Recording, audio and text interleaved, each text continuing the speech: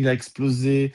On connaît sa dimension actuelle, le face de la compagnie, la tête de la compagnie, on sait ces choses-là, mais il y a quand même un gros passage à vide, déjà son premier passage à la WWE qui reste, un peu mid, où, vraiment il avait pas trop de perso.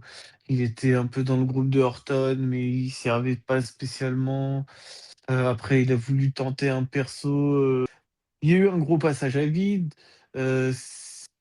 ça a quand même été, compliqué pour Cody. Du coup, bah, il s'est lancé dans l'indépendant. Il a ouvert AEW, enfin AEW, le principal concurrent de WWE, d'après les statistiques, même si on sait que ça s'égale pas. Mais en fait, faut que je mette du respect sur le nom de Shawn Michaels, même si moi je l'ai moins vu, que je l'ai vu quand j'étais petit, mais que j'ai pas vraiment regardé.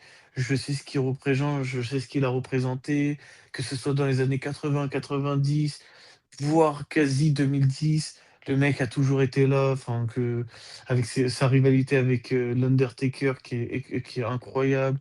Il part sur ce match, il sait à quel moment il a timé ça, sa fin de carrière nickel, que ce soit avec la DX et Triple H.